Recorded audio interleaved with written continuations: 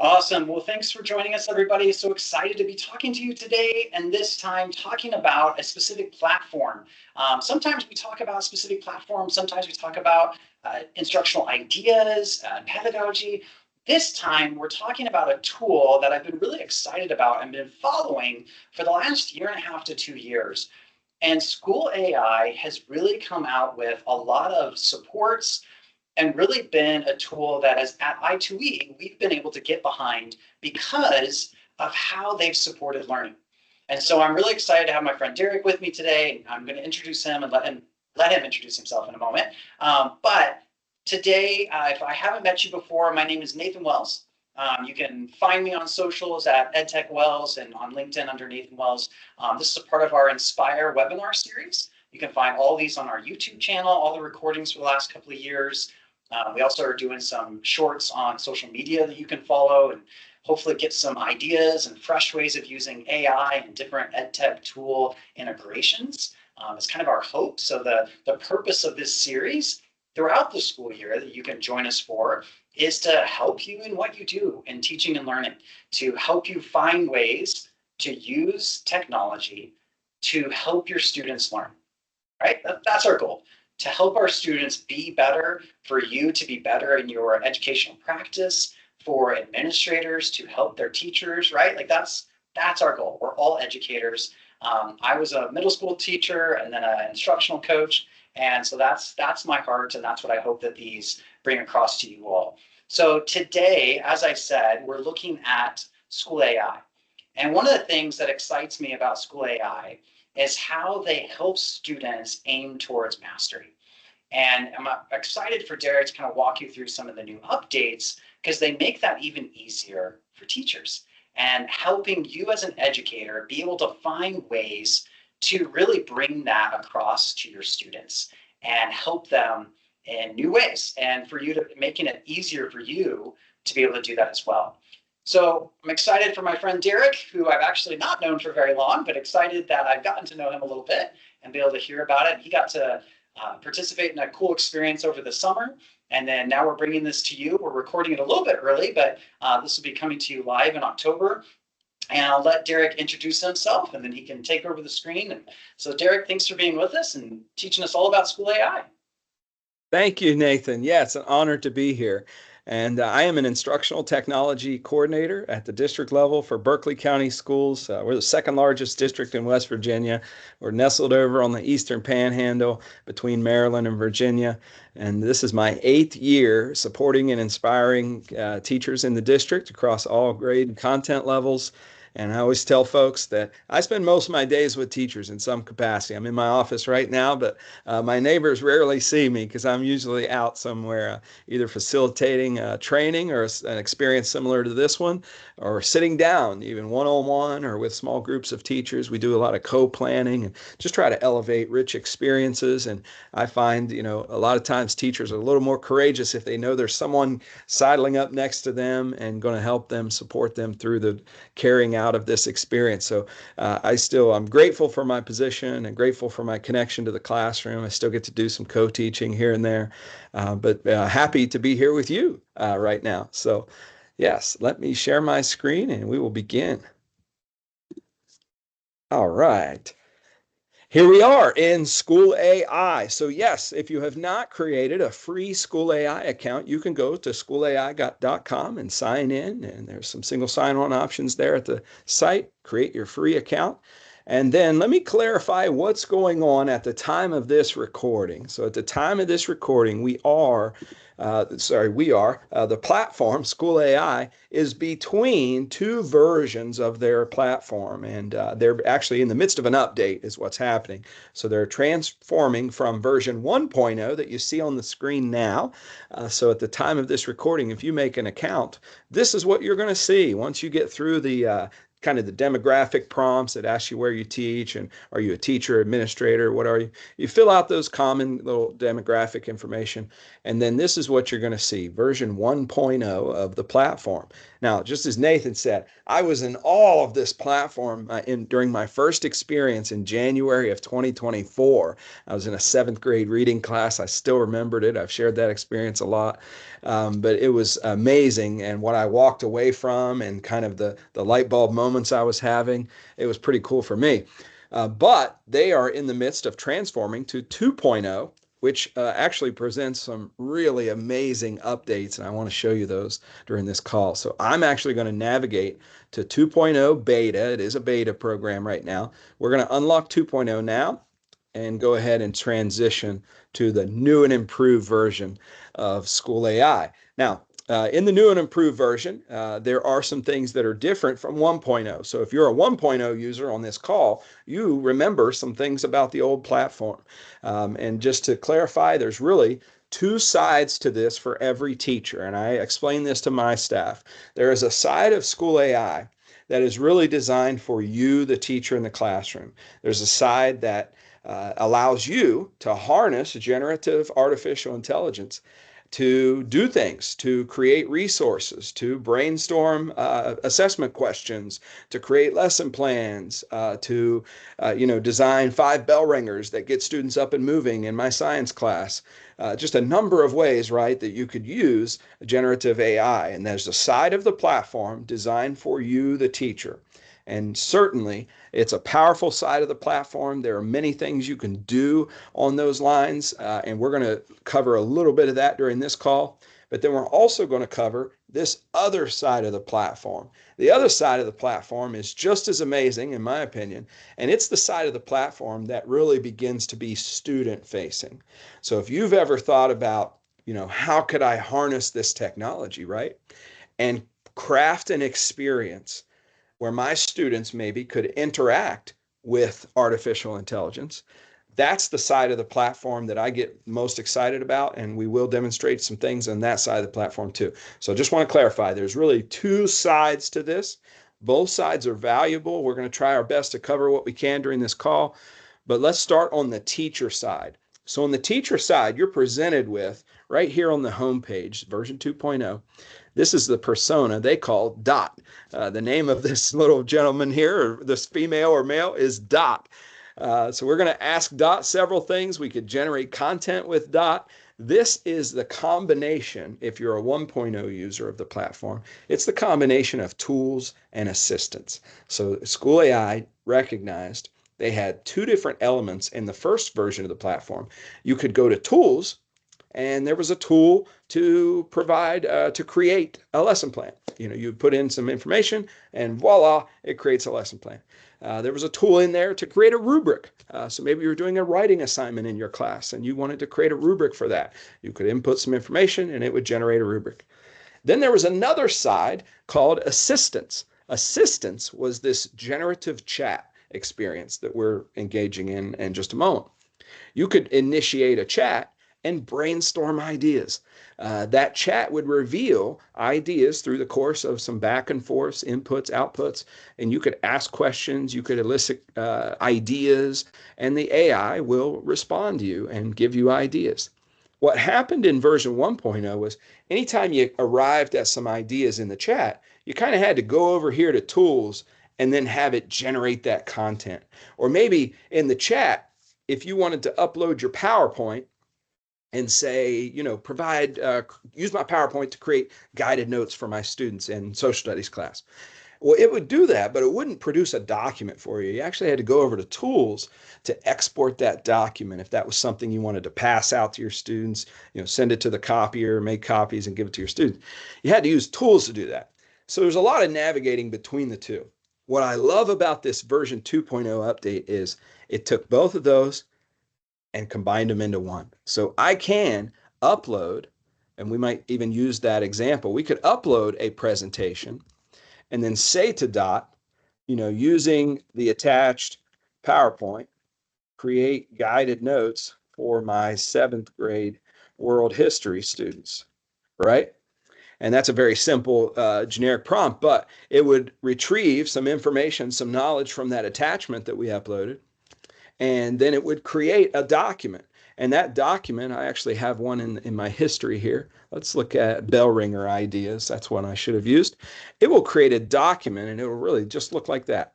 So you can see in the context of my transcript here on the left, I originally asked for 5 ideas for a bell ringer in a 4th grade class, learning about the water cycle, include ideas that got students up and moving. I like starting the class with some movement. The AI gave me some ideas, and this is what you're seeing here, the combination of tools and assistance. So I brainstormed some ideas, but then later I said, hey, can you put these in a document using a table? Now I've got that content here. I have the ability to export that content. I have the ability to mark it up. Maybe I want to make some edits right here manually myself. I can mark up, drop my cursor anywhere in the document, make some changes.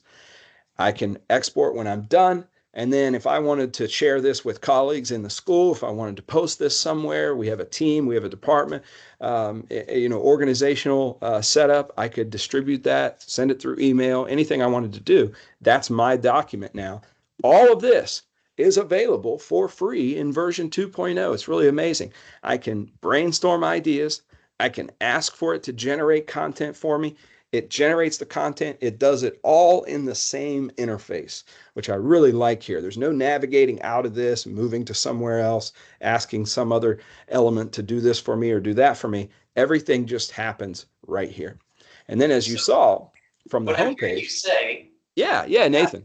An ed tech company heard feedback and actually made something easier for teachers for once. Great point. It does, doesn't it? It seems like they heard that feedback and found a way to combine the two. Nathan's exactly right. Yeah, users were kind of complaining about that wall between tools and assistants, and now they tore the wall down. They moved it. So right.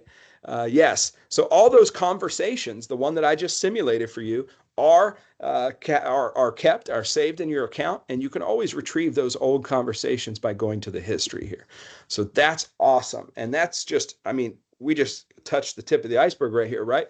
But that's a little bit on that teacher side of the platform. How can you save yourself some massive amounts of time, create better content, brainstorm, increase your output?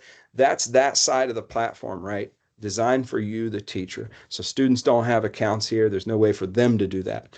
But let's transition our thinking for a moment now. And I always try to contrast what we're going to show you with maybe something that would probably not be as responsible in the classroom, right? So imagine a world where you might say, class, I want you to go to ChatGPT or Copilot or Gemini or any of those large language models. I want you to go and, ask it questions about animal cells and see what you can learn, Well, that would be an irresponsible activity for a number of reasons, right? One, I don't really have that element of control over a ChatGPT or a Gemini or Copilot. And some of the viewers here might say, oh, but Derek, you can create gems now or GPTs or agents in Copilot. And there are ways to kind of harness that and provide a little bit of control. But still, what's not going to be provided to you is another important element I call transparency. So you're really not going to have that layer of transparency there, even if your students would go maybe in a responsible way, and we'll pick on one of the tools, say it was Gemini or any of the tools. If they went there and utilized it, I have no idea what they said, do I? I don't know what they asked. I don't know how the AI responded to them. I get no feedback on whether that was a valuable experience for them. Were they lost? Were they clueless? Did they not understand some key vocabulary that the AI was using? I don't know any of those things. So there's really a lack of control, transparency, and then the last thing is safety. And I think it's responsible for us to mention that right here. There's an element of safety built into SchoolAI. So if we're thinking about giving our students access to these generative AI tools, there's really no better way or no better vehicle to do that than in SchoolAI. And that's what I want to transition to now. There is a mechanism here for you to craft this amazing experience for your students. And I'm going to give you the back end view of one of these experiences that I created. We're going to see kind of the inside of that experience, what it looked like to create that and brainstorm and how to design it. And then we'll look at what the students did when they got in. This is the amazing part. I get excited about this. So for you to get started, we just click on Create Student Space. And when you select Create Student Space, Dot will initiate that conversation. It's just going to ask you a wealth of questions here, like, hey, what grade level? What are you teaching? What content area? Anything specific? Bell ringer, exit ticket, tutor. What do you want to do? And this is your opportunity to begin that experience by saying, you know, I'm getting ready to teach X, Y, or Z in my 4th grade class, my 6th grade class, my 12th grade class, my 9th grade, whatever. I'm getting ready to teach that. I need an idea. It will eventually, you will co-develop a rich experience alongside Dot through this experience. Yes, Nathan. So it says speak. So does that mean like you could just start talking to it and it'll just just start talking to it? Yes, in a number of different languages, in fact. But yes, so there is that element of text to speech, and you could begin speaking to Dot and use it that way. There's also the ability to upload content. So that's important as well. So in order to co-develop that experience, sometimes it's necessary to maybe upload some of your teaching resources. Do you have a specific study guide you're using? Do you have a specific presentation that you're going to launch that experience from in your classroom? You could upload that information. That's really what it becomes for the AI. It becomes information. You're telling the AI, hey, this is specifically what I'm using. Use that content to help co-develop this experience for me. Now, you might say, Derek, I don't know what you're talking about. What kind of experience? What could we do here? Well, imagine for a moment an experience where we take students, maybe they're 6th grade students, and we put them in a time machine, right? And we take them back to a really amazing time in our country's history, the Roaring 20s. And they go back in time and they have to select one of 5 historical characters. After they select that historical character, they have to respond to specific scenarios through the eyes, through the lens of that character. And they, throughout this experience, are going to learn about the cultural highlights of the time, the political landscape of the time, some of the technological advancements of the 20s. I'm always fascinated by those. The factory line, the automobile, the radio, so many technological advancements during the Roaring 20s. But they could engage in an experience that takes them back in time, forces them to choose a role. Then they have to make some decisions as that person. And through the course of those decisions, the AI is going to present to them some questions that require them to think critically, that require them to reflect on the impact of their decisions. And then at the end, the AI is even going to help them record their findings by producing a document that students now have, and that could be what they maybe turn into their teacher at the end of this experience. It's amazing. Now, I said I was going to show you some of the inside of this experience, and I want to do that. So the experience I co-developed here, let me find it. There we are. Okay. I started with an idea, okay? It says a bunch of topics here, or a bunch of questions. What topic? What activity? What specific skills? Do you want an AI chat assistant? Not sure. I can suggest up to 3 examples. I had an idea, so I came to this experience with some things. I came with a standard. This is not the Roaring 20s when I opened the wrong one. I apologize. But I came with a standard. I came with an objective. I had some ideas. I want this particular space to generate a variety of reading passages. Generate passages one at a time. So I gave it some information. I even told it how to write. If you could, write in a 600 to 800 Lexile level. Act as a tutor or a guide. So I'm informing the AI with my directions, right? It responded back to me. I responded again. It responded back. We had a little back and forth here. Finally, the AI developed the agenda you see over here. I have full control of this agenda. I can make any changes I want. I just drop my cursor in, make some changes. I get to preview this space. I get to test it out from the lens of the student, right? How is this going to work? And I always tell teachers, whenever you're testing a space, feel free to explore the boundaries, right? Because you know some of your students are going to do that, right? You know some of your students are going to try to figure out where those lines are and how do I cross them? How do I get the AI to do this or that? Nathan, go ahead. How much time do you think it took from, like you knew your standard, you knew what basically you wanted to teach, but going through the conversation with Dot and trying it out, like how much time do you think that process takes? Yes, great question. So you can see these are just copy and paste, by the way. Yeah. So I knew where my standards were. Most teachers have access to those. I copy and pasted that in.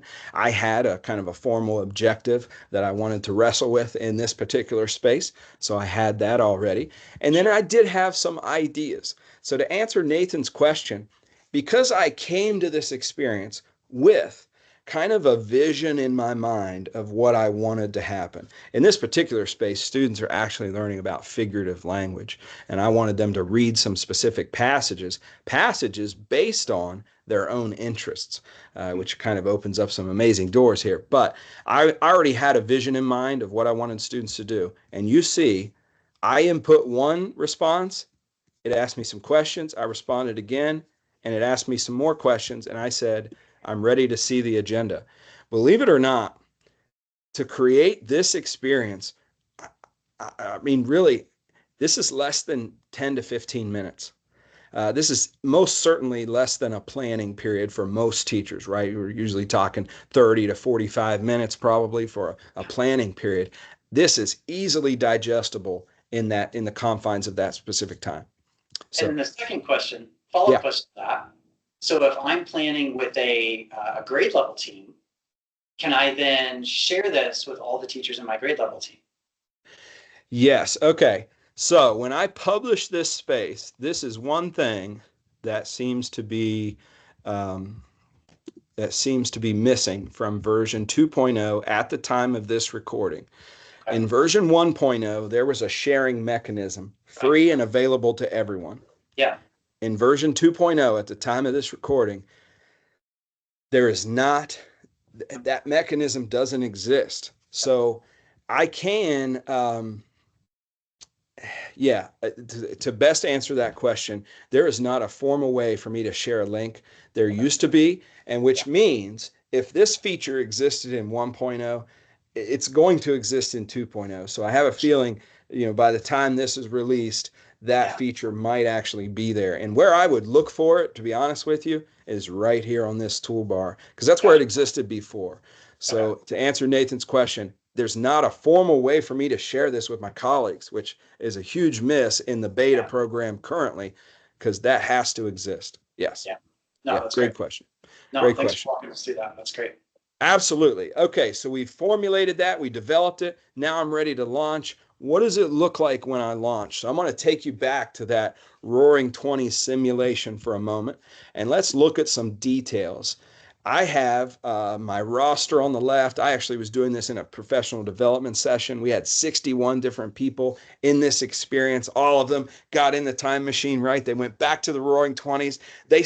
Some selected a jazz musician from Harlem. Some selected a flapper. Some selected a speakeasy owner. Some selected a baseball athlete from that time period. It was amazing. We had different people in different roles, all answering questions.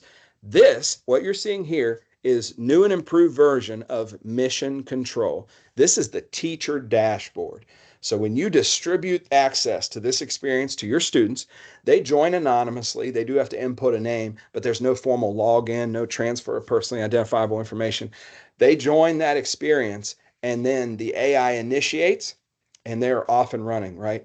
Their first, and we'll look at the agenda here for a moment, their first task is they're going to be introduced to the experience, a little bit of information about what's going to happen. Next, they're going to have to select a role, and they're presented with, I think in this experience, up to 5 roles, and they can choose any of those 5.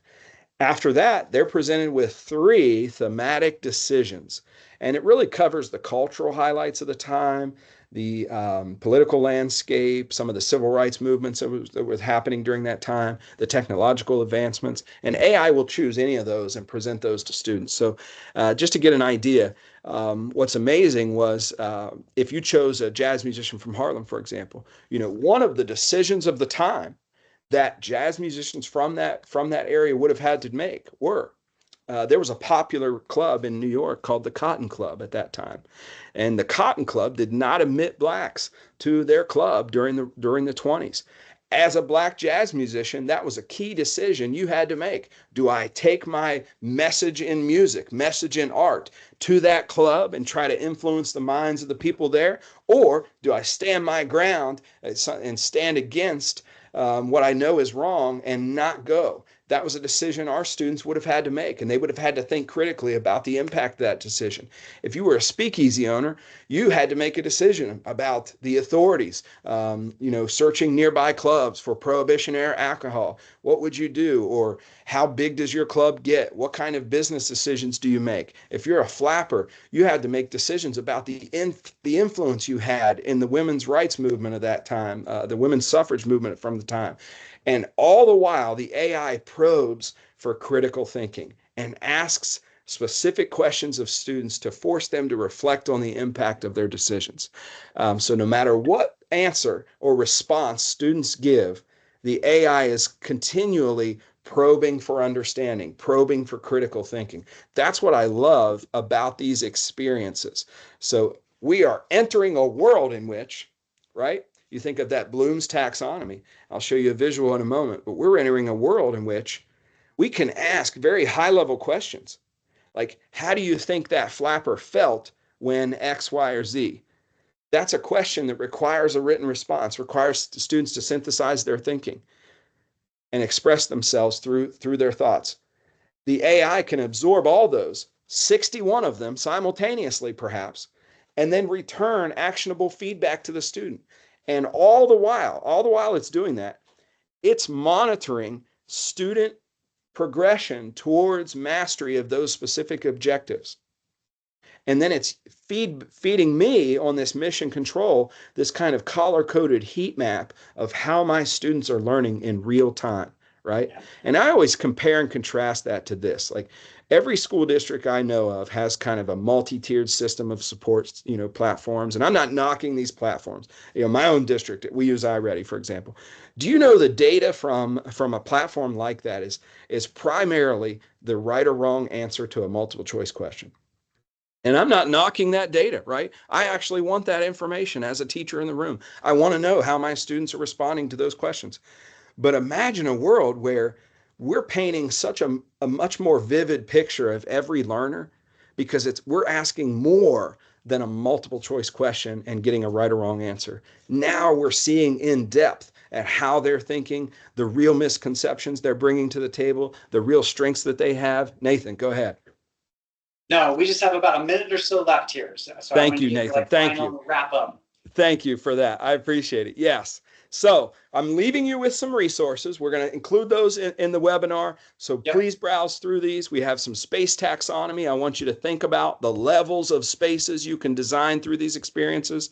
This is the image I referenced a moment ago, that Bloom's taxonomy and the world in which we're living in now, the paradigm shift that's beginning to happen. And then finally, I just want you to take that kind of 5,000-foot view of what a whole unit could look like and how you could layer in using this is the robot icons you're seeing throughout this unit, right? This is really probably a 13 or 14-day process for a student to come to a real polished argumentative essay. Imagine that process, but layered throughout it are multiple experiences where students get into a space, they interact, they get real actionable feedback, and then they move on through that unit, right? All the while, you're getting those rich insights developed for you. You're able to make instructional decisions. You're getting suggestions on what to do next in the classroom, all from that SchoolAI space and that mission control dashboard. Guys, it has been awesome. I appreciate you listening, being engaged listeners. Thank you, Nathan, for the opportunity. I'm going to stop sharing. Yeah, no, thanks, Derek. That's awesome. And this is that document that you just showed. So this is a QR code, plus I'll link to it as well for that Canva slideshow that you just had up. It has those resources. So thank you so much for putting that together for us, Derek. We really appreciate having access to that.